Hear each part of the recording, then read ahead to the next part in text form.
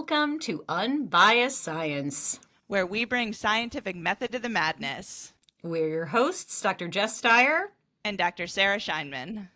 And this week, we are bringing you another news roundup. Now, two things to say about this. Y'all seem to really like the news roundups that we do, which is awesome because we love doing them. And two, there's a lot going on in the health science world right now. So it felt appropriate to do another news roundup. So you know the drill. Sarah and I each pulled 3 articles that stood out to us. I was just telling Sarah that she totally stole one of the articles that I was going to do, but she beat me to the punch. So sorry. Nope. I snoozed and I lost. Whatever the expression is. So, all right, Sarah, let's jump in. What is your first story? All right, so my first story is from CNN, and it's entitled "Ozempic Shown to Reduce Drinking in First Trial in Alcohol Use Disorder." So this article, very broadly speaking, tackles the question of whether the popular weight loss and diabetes drug Ozempic and drugs like it also help people drink less alcohol. So I think first I'm just going to very broadly define what Ozempic is, because I feel like this has been in the news a lot. Many people have probably heard of it, but I just wanted to kind of go into a little bit of the biology of what it is. So drugs like Ozempic mimic the effects of a naturally occurring hormone that is called GLP-1. So every time that you eat, the cells in your small intestine will produce this hormone, will produce GLP-1, which then gets distributed throughout the body, including to the pancreas. And once it's in the pancreas, it stimulates the release of another hormone that's called insulin. And insulin helps to regulate blood sugar levels, which is really important in diseases like diabetes, but also just for all of us, right? Like we really need to be regulating our blood sugar levels. And this drug has also been used for weight loss because the GLP-1 like peptide that's in the drug activates GLP-1 receptors in a part of the brain called the hypothalamus, which controls hunger and appetite. So when you take drugs like Ozempic, that's why people use it for weight loss, is because it sort of mimics the feeling of being full. So in this study, they're looking at something other than weight loss and diabetes. They are looking at alcohol use disorder and whether this drug could possibly help with something like that. So the research was conducted at the University of North Carolina, Chapel Hill, and was published in the journal JAMA Psychiatry, which is a very reputable, good journal. The study was relatively small. It only involved about 48 people, and these people had moderate alcohol use disorder, which means that they struggled to control their drinking despite the negative consequences that they experienced. So over 9 weeks, half of those 48 people, half of that group received the low-dose injections of semaglutide, which is the active ingredient in Ozempic that mimics that GLP-1 molecule. And then the other half received placebos. And what they found was pretty striking, that those that were taking the drug drank about 40% less alcohol compared to those that were on the placebo drug that did not receive the GLP-1 drug. And not only did these people drink less overall, but they also had fewer heavy drinking days and reported reduced cravings for alcohol, which is really, really something when we're talking about alcohol use disorder, because people that struggle with this disease, they experience intense cravings when they are without alcohol for an extended period of time. So interestingly, very importantly, the drug did not change how often people drank. It only reduced the amount that they drank when they did imbibe in alcohol. And the reason why this might be working is that semaglutide, like I said, mimics a hormone called GLP-1, which helps to regulate our appetite for food, but also seems like it might interact with the brain's reward system to reduce our urge to drink, or the urge to drink in people that struggle with addiction. Sarah, can I ask a question? Yeah.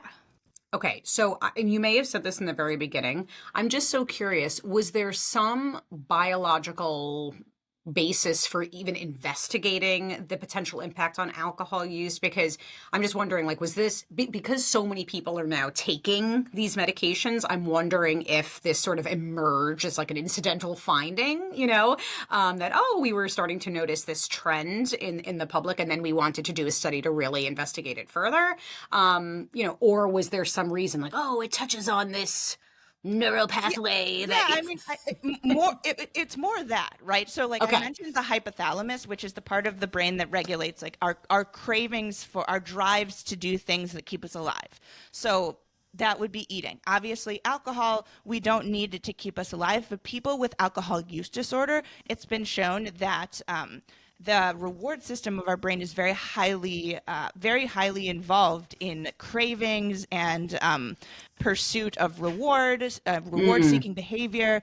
So we know that the GLP-1 hormone is very important in these types of behavior. So that drive to do things. So by mimicking the feeling of fullness with people of being satiated. So the thought was that, okay, maybe this could help reduce cravings in people that sort of have too much of a drive to do something that is potentially maladaptive, like imbibing alcohol and drug use. So interesting. Yeah. Now, just a shameless plug, we actually have recently covered this topic, GLP-1s. I mean, first of all, there's a huge boom. I mean, this is an incredible drug. It's all the rage right now because people are really seeing a dramatic impact on a variety of outcomes, but obesity and overweight being one or two of them.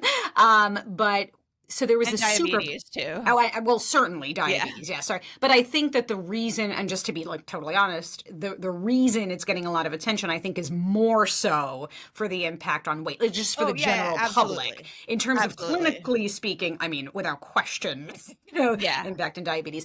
But just preying on especially the pressure that we all have to be slim and all that good stuff. It just totally, taps into that.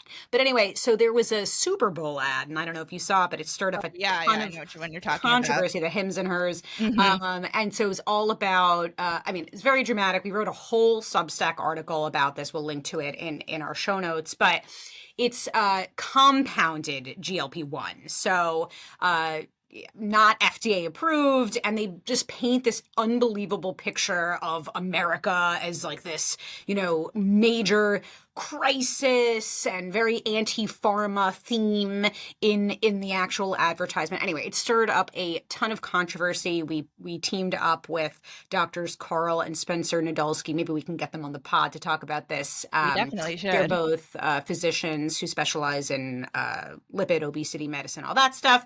And then we also partnered with a couple of pharmacists, including Dr. Christina Madison, the public health pharmacist. She is incredible. Anyway, sorry, that was a shameless plug, but GLP-1's on the brain and wanted to talk about it. No, absolutely. I mean, like that's why I thought it would be a good idea to just kind of like do a brief, like what even is a GLP-1 agonist? Like, what are we talking about? What is this, and how is it working in terms of weight loss, and like what is the potential for it to work for treatment for alcohol use disorders? And there are a couple of pharmaceutical companies that are really starting to explore whether these drugs could be effective. For sure. All right.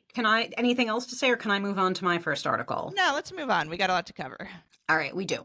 All right, so let me pull it up. So this article comes from Stat News. The Kansas City tuberculosis outbreak shows the value of U.S. government health funding. So I wrote a little summary here. Let me just walk through it. So a significant tuberculosis outbreak has been occurring in the Kansas City metropolitan area, spanning Kansas and Missouri since January 2024. And we talked about this, right? And it was just so interesting that this actually has been happening since January of last year, but it's really getting picked up by the news right now.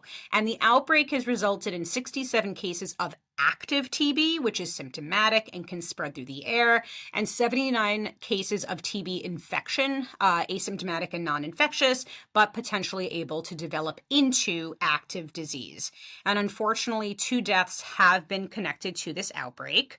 This is not the largest U.S. outbreak in history. That was originally reported as, this is the largest outbreak ever in the U.S., but it is still one of the more substantial TB outbreaks within a one-year period in recent decades.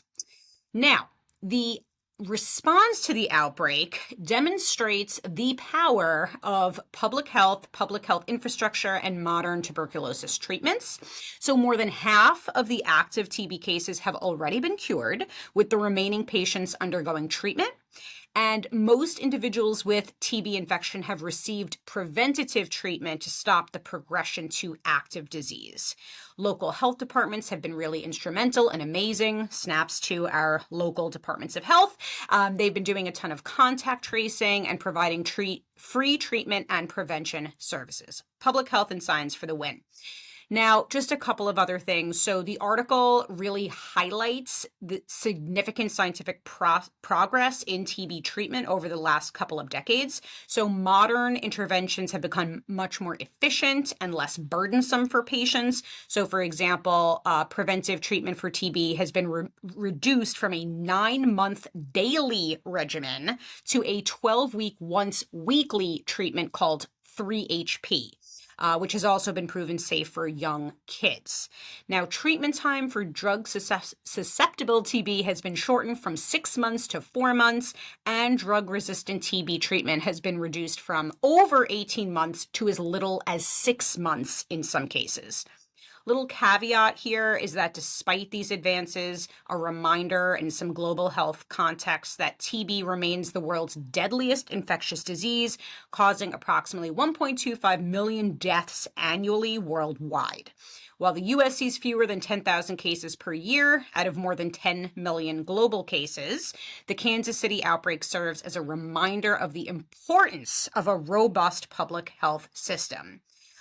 Just last thing I'll say, we get a lot of questions about, why doesn't the U.S. Routinely use or implement the TB vaccine? Mm-hmm. So a couple of things just to highlight. So we have, we have a very low TB, contextually a low TB prevalence. So the U.S. has a relatively low incidence. So widespread vaccination is not necessary. Also, the vaccine, so it's BCG. It's more effective in preventing severe TB, like TB meningitis in children, but it has variable effectiveness against pulmonary TB, which is the most common form in adults. It can also interfere with TB skin testing. It's been shown to cause some false positives in, those PPD tests that we get, which makes it harder to diagnose latent TB infections. And so instead of mass vaccination, the U.S. prioritizes identifying and treating latent TB in high-risk individuals before they develop active disease. Yeah. Sorry, that was a mouthful. No, I was going to say, I think you hit the nail on the head with too, that it's what's important to keep in mind is that there are different types of TB. Right. And so it's a little more challenging when we're talking about vaccines. And we did have a guest on recently, Dr. Savoy, who talked about how vaccinations are not it's not like a one size fits all type of thing. It's really like a risk-based assessment is how we determine whether or not individuals should receive a given vaccine or different populations, right? Exactly. And also, side note, here's more evidence that we don't just push vaccines in all cases, right? In this particular case, it just doesn't seem warranted based on the current, epidemiology of TB in the U.S. Right, which is why what this article seems to be highlighting is that it's so important that we have these public health surveillance systems in place so that we can really determine whether or not a vaccine or a given treatment is absolutely necessary for a given population. And if it's not, then we don't recommend it. Right, exactly. Cost, benefit, and cost effectiveness analysis. All right, Sarah, what's our next article? Okay, so now we're talking about a different outbreak, not TB, different outbreak, the Texas measles outbreak. So this has risen, the outbreak rises to 48 cases, and it is the state's worst outbreak in nearly 30 years. This particular piece of news was put out by the Associated Press, but various different news articles have been covering this. And so, like what's going on with this, right? So measles cases in West Texas have doubled, with 48 cases confirmed and 13 hospitalizations, mostly among children and teens. Now, this is the worst outbreak Texas has faced since 1996, and the outbreak has spread even to neighboring counties, and even in Lee County, New Mexico, where an unvaccinated teen recently tested positive. So who's affected? Like I mentioned, this is mostly kids and teens, but the majority of cases were pinpointed to a rural, close-knit, under-vaccinated Mennonite community in West Texas. And many families in this particular community choose to homeschool their children, or they send their kids to small private schools, which means that it's very difficult to track vaccination statuses, right? So like with homeschooling and these small private schools as compared to like larger public schools where there are very close records of this are kept. And this is happening. This outbreak we think is probably happening because of the low vaccination rates, because all of the infected individuals were either unvaccinated, confirmed unvaccinated for measles, or they had an unknown vaccination status. Sorry, Jess, what were you going to say? Oh, no, I have a lot to say. I'll bite my tongue. Right. Keep going. Just a few more things. So the outbreak's epicenter was in Gaines County, Texas, which has the highest vaccine exemption rate in all of Texas, with almost 14%, which is a staggering number, 14% of K through 12th grade students opting out of at least one required vaccine. And that's just Texas policy, right? So this vaccination policy can vary a little bit from state to state, and Texas allows parents to exempt their kids from vaccines for what's called a reason of conscience, including religious beliefs. And the vaccine exemptions in the state have actually tripled in the last decade. So it's in 2014, it was 0.76% was the vaccine exemption rate, and then now in 20 as of 2024, 2.3% is the vaccine exemption rates in Texas. So just insane. And another really important thing is that measles is highly, highly contagious. I believe it is the most contagious virus that we know of today. Yep. So and then it can also survive in the air for up to 2 hours. So if you're unvaccinated, there's actually a 90% chance of contracting the virus if you are exposed to it. Sarah, I might burst if I don't jump in. Please do. Go ahead. I just wanted to get the facts set, and then I love it. By all means, what do you got? No, I'm so annoying. But this is the article that Sarah stole from me, by the way. This is something that I've been tracking very, very closely. Measles absolutely terrifies me. I am not a person who fearmongers, but Sarah was just alluding to the fact that it's what we call the R0, the basic reproduction number for measles. So like a measure of contagiousness, basically, is between 12 to 18 for measles. Just for comparison, I think it's between 1 and 2 for the flu. Just to clarify, so R0 means so if you have measles, then you are likely to give it to 18 to 19 other people. Is that what that means? 12 to 18, and it's unvaccinated people. Yes, people who are not protected with vaccination. Okay. Correct. Okay, got it. Just wanted to clarify that. Yep. And now, okay, so just a couple of things. Since this article that you pulled was published, the number of confirmed cases actually jumped to 58, and we've now crossed from Texas to New Mexico. And people should know that this is just going to continue to happen based on the sheer contagiousness of measles. A couple of things, and I'll be super brief because I could really talk about this for a while. Another plug for our Substack. We have been writing about measles constantly because Sarah, now thank goodness you're not on social media because you don't know that people are saying a few very scary things. One, that it's beneficial to get measles, that measles can actually protect against cancer. People also say, girl, and we did major deep dives with a couple of immunologists, Dr. Liz Marnick and also Dr. Amy Pugh Bernard, who is a new team member for Unbiased Science, who's this badass immunologist. about all the ways that that's incorrect. People talking about how vaccination is not necessary and we should just take, vitamin A is so amazing. And yes, there is some evidence that vitamin A can help once you are already sick with the measles, can protect against some of the more, severe outcomes for about 60% of people. But you're getting measles. The vaccines protect you from getting infected altogether, right? Once you get measles, now you're dealing with the risks. And P.S., measles is not just a rash. Death is not the only thing that we're concerned about. There are lots of negative outcomes that are associated with measles. And unfortunately, a ton of misinformation about the MMR vaccine has led, as you just said, vaccine exemptions, in particular for MMR, are through the roof. Obviously, so many of the unfounded claims that we've debunked a million times about autism and all the other things overwhelming the immune system. These are not things. Your child is exposed to more antigens when they go to a playground than when they get their vaccines.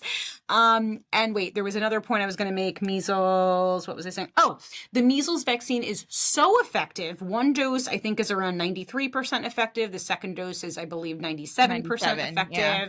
And just a note for parents who are hearing this and are like, oh my God, I'm terrified. First of all, we don't need to be terrified. There are precautions that you could take, especially if you're in an outbreak area. You certainly don't want to be attending large crowded events, but also you can actually get that first dose can be administered as young as 6 months.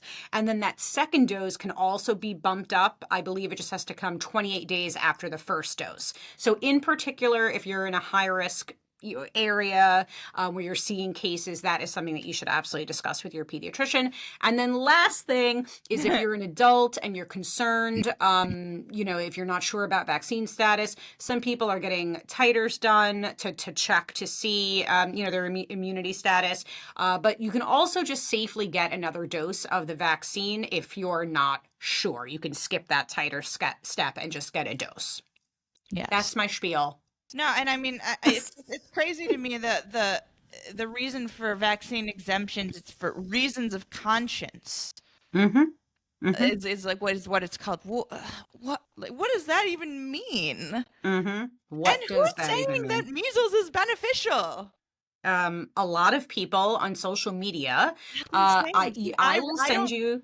No, I'm not on social media, but I obviously I'm involved in our Substack, and I keep up with that. So I got that Substack in my inbox the other day, and I was like, it was like vaccine. It was like measles is definitely not beneficial. I'm like, well, yeah, obviously. What is this? Like, I guess so. Apparently, people are saying that it is. Like, I know. Sometimes it's like, how are we even writing about these things? And some people will be like, this is so absurd. Why are you even talking about this? Because unfortunately, a lot of people do believe this. A lot of people are exposed to this information. I think we forget, like, as much as I personally fight so hard against echo chambers, try as we might, we are still in a bit of a bubble, and we tend to be exposed to people who are more science-minded, right? But there are entire communities that we're not exposed to who are fed this misinformation. Sure. Yeah, that is important to keep in mind, I suppose. Yeah, I mean, especially when we do what we do, it's like it's really important to know that.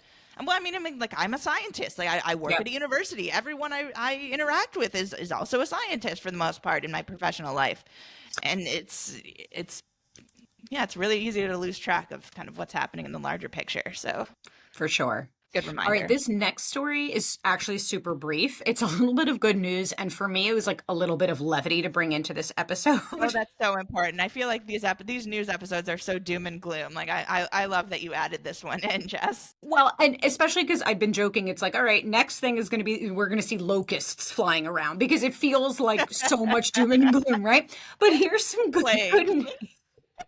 Right? So here's some good news from AP News. Why Asteroid 2024 YRW is unlikely to hit Earth in 2032, and how scientists keep track. So super briefly, and I'm going to mispronounce a bunch of things here. Maybe I could even skim through some of these details. But I don't know if you read the news, but there were some super scary headlines like, "Oh, there's an asteroid headed toward Earth." It was giving Armageddon. It On was top like, of all right, everything else, we have to yeah, worry no, about asteroids hitting Earth. exactly. So scientists are tracking a newly discovered asteroid designated as 2024 YRW, which was first spotted by telescopes in Chile in December. Current calculations indicate a 2% chance of Earth impact in 2032, though these odds are expected to fluctuate as more data is collected. The James Webb Space Telescope will conduct observations in March of 2025 to better understand the asteroid's characteristics before it temporarily moves out of view until 2028. How big is this thing? So it's estimated to be between 130 to 300 feet, or 40 to 90 meters in diameter, though precise measurements, again, are expected from the Webb telescope observations. And the potential impact scenarios vary significantly based on the asteroid's actual size. So, of course, if it's on the smaller end, effects would be more localized. However, if it's larger, the consequences would be more severe. Sure. All right. I mean, there's some cool context about asteroids in general in the article.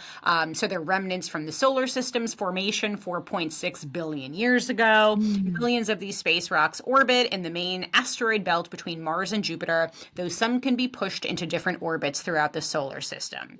Now, just last thing I'll say is that scientists emphasize there is no immediate cause for concern. Let me just see here. NASA has experience with asteroid defense, having successfully demonstrated the ability to alter an asteroid's orbit in 2022 with their DART mission, which deliberately impacted an asteroid as a planetary defense test. Whoa. All right. There I you love go. that. Oh, I love space so much. I'm such a sci-fi fan. Like this really the planetary defense. Like You love this. You're I living do. for this. I know. Like if I had not been if I had not been a neurobiologist, I definitely would have been an astrophysicist, and I would have wanted to be an astronaut. Wait, that is actually really cool. I've always been obsessed with space, but also terrified of it. My backup was I was obsessed with archaeology. Just I love total, it. total. Okay, wait, hang on. What is that show? There's a show with, oh, is it Space Force with Steve Carell? I feel like, do you know what I'm talking about? Yeah, There's yeah, I do. here we are. Yeah, call up Steve Carell. I'm dying over this I story. feel like you just described the plot of a lot of my favorite sci-fi movies Oh my and God. TV shows too. Yeah, I You're don't know. right now, your eyes, you're glowing. Like Yeah, I'm anything like, oh, you are beaming over this I know, you asteroid guys, I news. love space so much. All right. What is this your last article that you're This getting is into my here? last All right, article. let's And do it. I'm sorry, now we're going back to doom and gloom, but Oh, you know, it's this one's not about an outbreak at least though. So okay. so this is from CNN News, entitled "Marijuana Ads Are Enticing Kids to Try Weed," study says. So this article delves into a growing concern, which is how a legal loophole is exposing kids to marijuana ads on social media.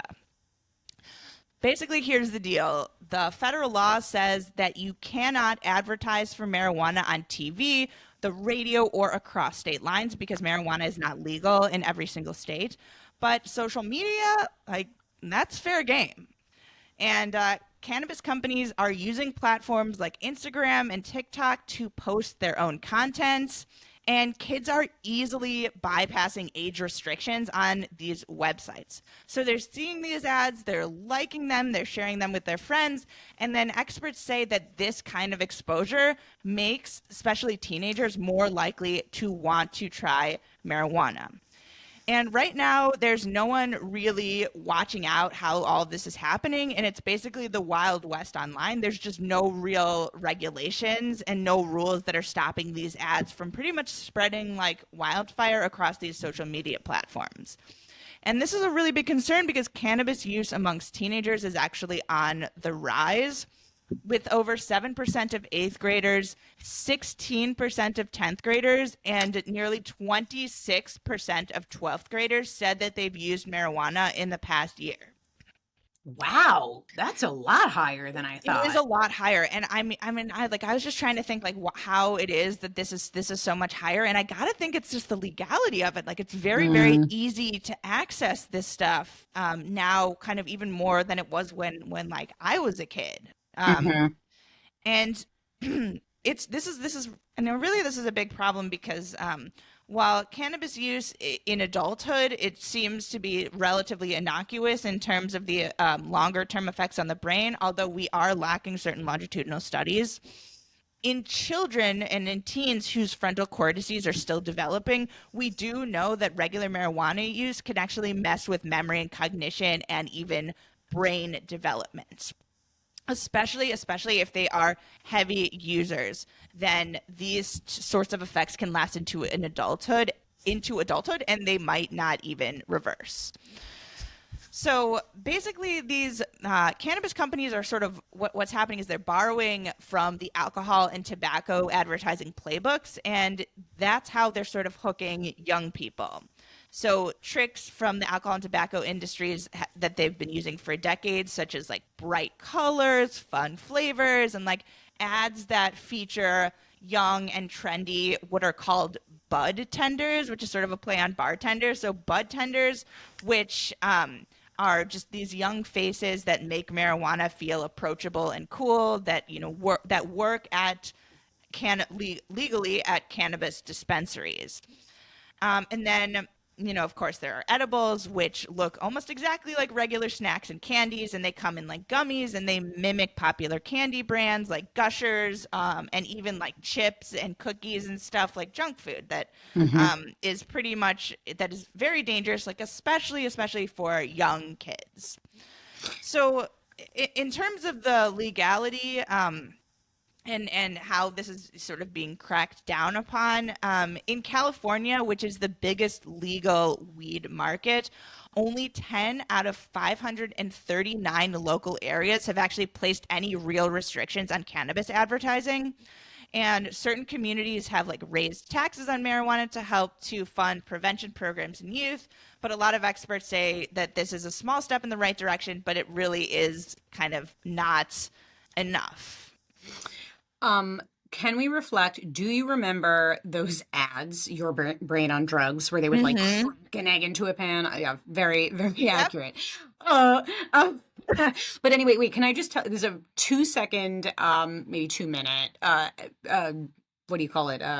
Story from my past that I think is just kind of funny. Please. I want to share. Yes. So just really quickly, this was over a decade ago at this point, but I remember I saw this advertisement for an e-cigarette conference at Duke University. I was like, "Oh my Hmm. God, I want to go to this thing." I bought my, ticket. I registered for the conference. I fly to North Carolina only to find out this was not a like science e-cigarette. This was a tobacco industry e-cigarette event. Oh my God. It was not a Duke University. It was somehow like I don't even know. I don't even know how they were saying Duke. It was not associated with the actual Duke University. Talk about misrepresentation. But so I'm there and I'm here I am. At the time I was a doctoral student in tobacco policy research, researching, tobacco warning labels. But my point in bringing this Man, up you is were that like undercover. I was in the corner. I don't even dying. I was like, are they gonna find me out? But anyway, I say this because it was unbelievable how they tap into marketing. And I remember Hmm. this was again over a decade ago, but they do take advantage of those loopholes and the fact that the regulation has not caught up to the marketing. So it sounds like that's exactly what's That's going on exactly what's here. happening with cannabis right Yeah. now. I mean, and Oh it's boy. very hard to regulate something like that. I mean, because it's easy to, outlaw something like television commercials, Right. but like what what percentage of young people are actually exposed to television commercials these days? Like who Mm-hmm. watches cable anymore? Mm-mm. I mean, Nope. everyone's Only. spending all their time online, scrolling, and then it's a very easy way to just pop something in there. Yeah. Oh my gosh. Yeah. TikTok, they call it gardening because I guess you don't want to have it flagged as, illicit drug use or anything and have the video flagged and taken Right. down. So there are all these videos about gardening, and that's the code word, and that certainly has gone viral. Oh. I know. I'm so hip. I'm so with the See, this time, is how Sarah. like you do clue me into much of what's going on. I mean, Yeah. my Yeah, yeah, friend yeah. Kate just recently referred to me as chronically offline. Yeah. Yeah. You are So, so lucky. I'm so jealous. All right, can I round us out with another? I maybe it's an optimistic story. I'm not sure. Or did you have anything else to say? Can I move no, on? no, yeah, let's move on. Let's. All right. Lastly, this article is titled "U.S. gives conditional nod to Zoetis's bird flu vaccine for poultry." We get tons of questions. Is there a vaccine for H5N1? Yes, H5N1 vaccines have been previously licensed. Millions are in the national stockpile. Although at this point, public health has basically decided it's not. We don't need to have any mass vaccination. But this actually is talking about a vaccine intended for use in poultry. So let me summarize the article. So the development of bird flu vaccines has taken on increased urgency as the virus continues to spread. The current outbreak has resulted in nearly 70 human infections in the U.S. since April, with one death reported. Recent cases include new infections in Nevada, Ohio, and Wyoming, with most cases occurring among farm workers exposed to infected poultry or cows. So in response to this growing concern, the USDA has granted conditional approval to Zoetis for a bird flu vaccine intended for use in poultry. This type of conditional license is specifically issued for emergency situations and limited time periods. It's based on safety data and reasonable expectations of efficacy. Now, the approval comes at a very critical time. We saw all these significant losses in poultry flocks with more than 18 with more than 18 million and 23 million birds affected in those months, respectively. Sorry, in December 2024 and January 2025. That was hella confusing. Apologies. So the USDA is working to rebuild its stockpile of bird flu vaccines for poultry that match current virus strains circulating in commercial flocks and wild birds. Previous vaccine stockpiles were developed after major outbreaks in 2014 and 2015, though they were never deployed. These earlier vaccines were developed by various entities, including Merck, SIVA, and U.S. government researchers. On the human health front, Moderna is developing a bird flu vaccines for humans. It has received approximately $766 million in U.S. government funding for its development. The company reports progress with its experimental shot.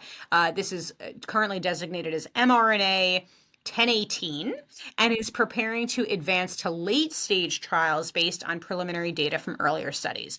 The CDC maintains that the risk to the general public from bird flu remains low. The development of these vaccines represents a step in emergency preparedness for both animal and human health protection. So basically, we're on it. We're on it. Public health is on the case. All right. We're on the case. Yes. And so looking into vaccines for humans as well as for poultry. I mean, And I think it's also yeah. this also like brings up an interesting point. It's that what's very important to understand for people that are very anti-vaccine is that vaccines are not just for humans, right? Like our Right. pets, our beloved pets get vaccines, and like vaccines are given to animals all the time, and it's just there are Yes. a lot of different ways that vaccines really benefit society and that we want them in our lives. Absolutely. Obviously, I endorse that message. Side note, there is a lot of anti-vax sentiment now bleeding into animal vaccines, pet vaccines. And I know it. I know. Oh I my am on God. that. When my, dogs and cats, I have it on my calendar. I'm on an auto schedule. They tell Yeah. me when they're due for their vaccines. Yeah, I know. Mayhem. Anyway, we covered a lot of ground here. Yeah, we did. I mean, not just a couple of outbreaks, It's Yeah.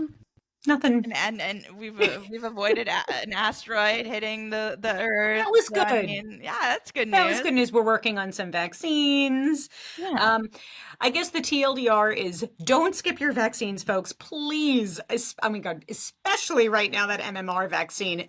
It is not the time to be messing with the vaccine schedule. Please. Mm. All right, Sarah, do you want to take us home? I would love to. Hey, thanks, guys, for tuning in. We hope you learned a thing or two. I certainly did. Please join us next week on your trusted source for no nonsense, just science.